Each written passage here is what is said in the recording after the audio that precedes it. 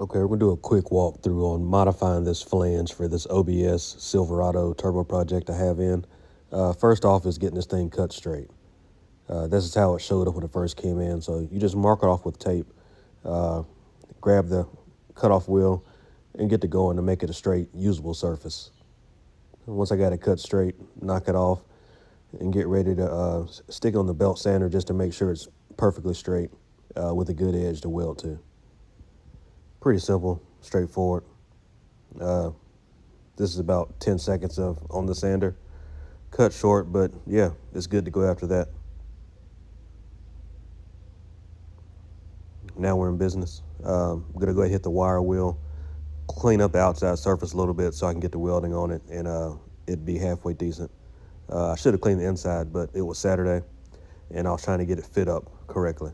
So you can see now, once I get it worked on there, I have space in between the frame mount and the actual pipe, because before the pipe was literally sitting right against it. Now I got a piece of 2.5 inch, cut the angle I needed to swivel it away from the mount so I can make the rear crossover pipe.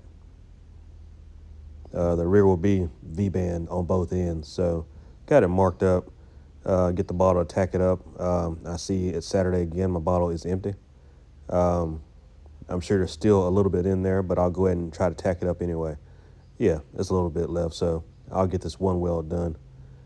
Since there is a little gap right there and this is a slip joint, you definitely want to back purge it to make sure you have a solid weld, smooth on the inside and good on the outside.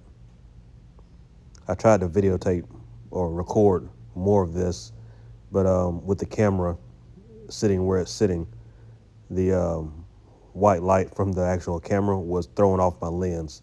So I had to turn the camera off, but you can see, it's flowing gas to the inside, welding on the outside, so it'll be a solid weld. Unfortunately, like I said, I didn't record more of it, but yeah.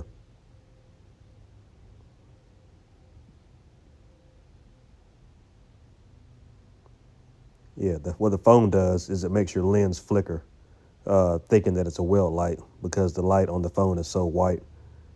So yeah, the phone had to go. And here we are. It's welded up, fit back on there with plenty of room. Yeah, all around. So next I'll modify the other side. I wanted to back up and give a quick rundown.